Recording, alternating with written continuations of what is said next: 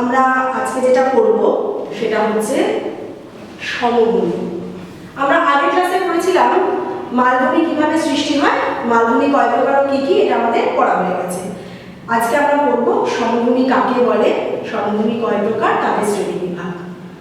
দেখো, তোমরা জানো সমভূমি কাকে বলে। সমুদ্র সমতলে, অর্থাৎ সমুদ্র সমতল কত 0 মিটার, সেখান থেকে মোটামুটি 300 মিটারের মধ্যে সমতল যে ভূভাগ, অর্থাৎ একদম প্রায় সমান যে ভূমি, সেটাই হচ্ছে সমভূমি। এই সমভূমি সুবিস্তৃত মৃদু ঢালযুক্ত যে ভূমিভাগ, তাকে বলা হয় সমভূমি। এই সমভূমি সাধারণত 3 প্রকার।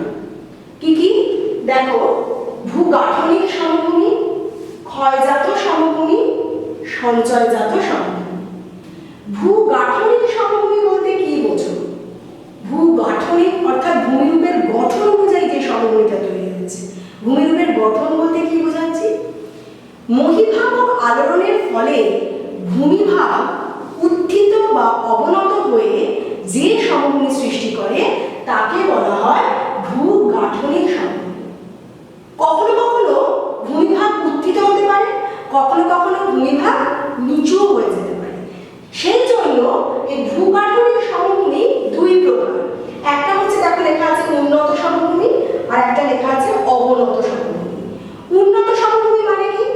অর্থাৎ ভূমিরূপ গঠনের ক্ষেত্রে কোনো নিচু ভূমি ছিল, বহু বছর ধরে সেটা উচ্চ ভূমিতে বিভিন্ন কারণে, সে পাত সঞ্চালনের কারণ হতে পারে, যে কোনো কারণে হতে পারে, ভূ আলোড়ন হতে পারে, নিচু ভূমিটা উঁচু হয়ে গেছে, অর্থাৎ সেটা হচ্ছে উন্নত সমভূমি।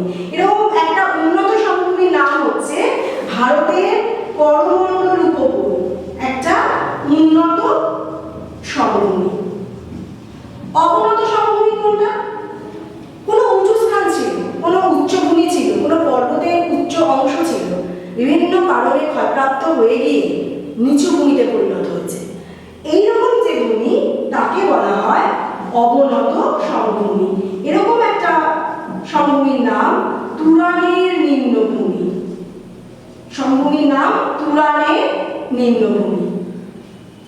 এই দুটো সমভূমি হলো ভূগাঠনিক সমভূমি। ভূমিরূপের গঠনের উপর নির্ভর করে কিছু সমভূমি উন্নত, কিছু সমভূমি অবনত। এবার যে সমভূমিটা করব ক্ষয়জাত সমভূমি। দেখো, ক্ষয়জাত কথাটা থেকে বুঝতে পারছি বিভিন্ন প্রাকৃতিক শক্তি ক্ষয়কার্যের ফলে কোনো উচ্চ ভূমিভাগ যখন বিস্তীর্ণ অংশে পরিণত হয়, অর্থাৎ ক্ষয় পেয়ে পেয়ে গড়ে ওঠা যে সমভূমি, তাকে বলা হয় ক্ষয়জাত সমভূমি। এই ক্ষয়জাত সমভূমির প্রথম একটা ভাগ হচ্ছে সমপ্রায় ভূমি।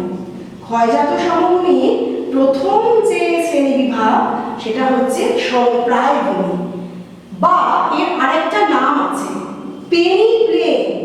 খুব ইম্পর্টেন্ট এই নামটা, অনেক সময় প্রশ্ন আসে পেনি প্লেন কি। দেখো, সমপ্রায় ভূমি থেকেই বোঝা যাচ্ছে যে ভূমিটা প্রায় সমান। তো প্রায় সমান হওয়ার ক্ষেত্রে অনেক সময় কিরকমভাবে জলধারা বা নদীর কাছে কোনো সমুদ্রপৃষ্ঠ যখন অল্প উঁচু বা অল্প তরঙ্গায়িত হয়, এইরকম ভূমিরূপকে বলা হয় সমপ্রায়। প্রায় সমান কিন্তু পুরোপুরি সমান নয়, অল্প ঢেউ খেলানো যে ভূমি, সেটা হচ্ছে ক্ষয়জাত সমভূমিরই একটা ভাগের মধ্যে পড়ে সমপ্রায় ভূমি। এই সমপ্রায় ভূমির মধ্যে দেখা যায় অনেক সময় কঠিন শিলায় গঠিত কিছু অংশ অবশিষ্ট পাহাড় হিসেবে দাঁড়িয়ে আছে, যেগুলোকে আমরা টিলা বলি। আমরা অনেক জায়গায় বেড়াতে গেছি, যেখানে গিয়ে আমরা এরকম ছোট ছোট টিলা দেখতে পাই। সেই টিলায় গিয়ে ওঠাও যায়, আবার নামাও যায়, খুব বড় বিস্তৃত নয়। এইরকম যদি সমপ্রায় ভূমির মধ্যে যে কঠিন শিলা দ্বারা গঠিত যে অবশিষ্ট অংশ, তাকে বলা হয় মোনাড নক। তোমরা একটা নতুন শব্দ পেলে, যে ভূমিরূপটাকে বলা হচ্ছে মোনাড নক। কি বলা হচ্ছে? মোনাড নক। এই মোনাড নক, যেমন তোমরা পশ্চিমবঙ্গ পড়েছো, পশ্চিমবঙ্গের ভূপ্রকৃতিতে যে মালভূমি পড়েছো, সেখানে তোমরা কিছু মোনাড নকের উদাহরণ পেয়েছো, যেমন শুশুনিয়া পাহাড়। তোমরা অনেকেই হয়তো গেছো, অযোধ্যা পাহাড়, এগুলো কিন্তু আমরা পাহাড় বলছি, কিন্তু এগুলো উচ্চতাতে অত উঁচু নয়, কিন্তু এগুলোকে আমরা মোনার্ডনকের সাথে তুলনা করি, অবশিষ্ট ক্ষয়প্রাপ্ত অংশ। দ্বিতীয় যে সমভূমিটা পড়ব সেই সমভূমিটাকে বলা হচ্ছে তরঙ্গ কর্তিত সমভূমি। কি বলা হচ্ছে? তরঙ্গ কর্তিত সমভূমি। এই তরঙ্গ কর্তিত কথাটা থেকে কি বোঝা যাচ্ছে? তরঙ্গ কর্তিত কথাটা থেকে বোঝা যাচ্ছে তরঙ্গ, ঢেউ। তার মানে কোথায় হবে সমভূমিটা? একদম সঠিক উপকূলের ধারে। কোনো উপকূল অর্থাৎ সমুদ্রের ধারে যখন যদি সেখানে কোনো উচ্চভূমি থাকে, তাহলে ওই তরঙ্গের আঘাতে উপকূলের বিভিন্ন অংশ ক্ষয়প্রাপ্ত হয়ে গিয়ে যে সমভূমিটা তৈরি করে তাকে বলা হয় তরঙ্গ কর্তিত সমভূমি। এই তরঙ্গ কর্তিত সমভূমি যেমন ভারতের পশ্চিম উপকূল তোমরা বলতে পারো তরঙ্গ কর্তিত সমভূমি, এর উদাহরণ হচ্ছে ভারতের পশ্চিম উপকূল। ভারতের পশ্চিম উপকূলের পুরো অংশটাই কিন্তু তরঙ্গ কর্তিত সমভূমি। ঠিক আছে, নেক্সট যে সমভূমিটা করব সেই সমভূমিটা হচ্ছে পেরিপ্লেন। পেরিপ্লেন, এই পেরিপ্লেনটা কোথায় তৈরি হয়?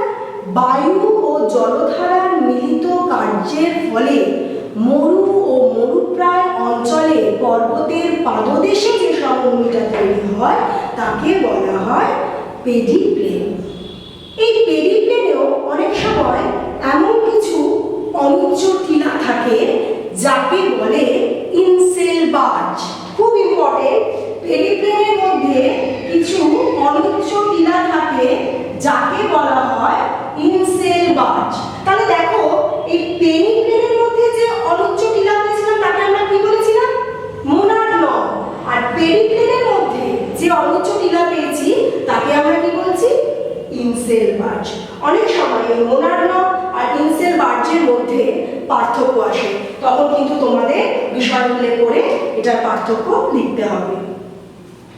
পরের যে সমভূমিটা আছে সেই সমভূমিটা হচ্ছে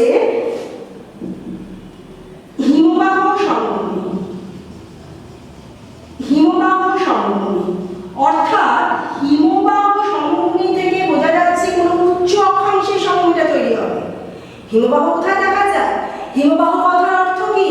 হিম মানে বরফ, বাহ মানে প্রবাহিত।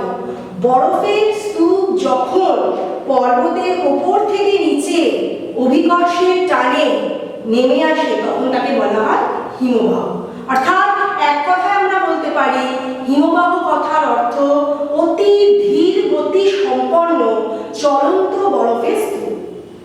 এটা হলো হিমবাহ। তাহলে হিমবাহ দিয়ে যে সমভূমিটা তৈরি হবে সেটা হবে হিমবাহ সমভূমি। কোথায় দেখতে পাবো? আমাদের সমভূমি অঞ্চলে কি দেখতে পাবো? আমরা যেখানে থাকি সেখানে কি দেখতে পাবো? না, এটা কিন্তু আমরা দেখতে পাবো উচ্চ অক্ষাংশে।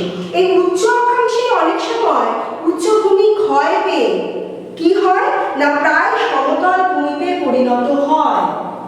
অর্থাৎ এই যে সমভূমি সেটা হচ্ছে হিমবাহ সমভূমি।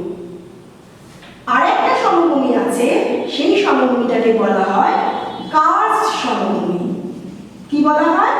কার্স্ট সমভূমি। কার্স্ট সমভূমি মানে, আচ্ছা তোমাদের একটা কথা বলি, হিমবাহ সমভূমিতে একটা উদাহরণ বলে দিই, যেমন কানাডীয় শিল্ড। কানাডীয় শিল্ড কার্স্ট সমভূমি। দেখো কার্স্ট কথাটা কোথায় দেখতে পাবো? যে কোনো চুনাপাথর দ্বারা গঠিত অঞ্চলে যে সমভূমিটা তৈরি হয় তাকে বলা হয় কার্স্ট সমভূমি। চুনাপাথর দ্বারা গঠিত অঞ্চলে যে সমভূমিটা তৈরি হয় তাকে বলা হয় কার্স্ট সমভূমি। এই সমভূমির মধ্যেও অনুচ্চ টিলা দেখতে পাওয়া যায়। এই কার্স্ট সমভূমির মধ্যেও কি দেখতে পাওয়া যায়? অনুচ্চ টিলা দেখতে পাওয়া যায়। এই অনুচ্চ টিলাগুলোকে কি বলে জানো? বলে কার্স্ট টাওয়ার। অনুচ্চ টিলাগুলোকে কি বলে? Karst tower. তাহলে দেখো আমরা পেরিপ্লেনের মধ্যে একটা অনুচ্চ টিলা পেলাম যেটাকে আমরা বলছি মোনার্ডনক। পেরিপ্লেনের মধ্যে একটা অনুচ্চ টিলা পেলাম যাকে আমরা বলছি ইনসেলবার্জ। কার্স্ট সমভূমিতে আরেকটা টিলা পেলাম যাকে আমরা বলছি কাস্ট টাওয়ার। তাহলে এই তিনটের মধ্যে কিন্তু তোমাদের ধারণাটা একদম পরিষ্কার থাকা দরকার। তাহলে আমরা বলে ফেললাম সমভূমির দুটো ভাগ, ভূগাঠনিক সমভূমি আর একটা ক্ষয়জাত সমভূমি। তো এই দুটো ভাগ আজকে আমরা এই ক্লাসে পড়লাম। তো পরের ক্লাসে আমরা যেটা পড়ব, কি পড়ব? সঞ্চয়জাত সমভূমি। এটা আমরা পরের দিন পরের ক্লাসে এই সমভূমি কতগুলো শ্রেণী বিভাগ আছে সেটা আমরা পড়ব।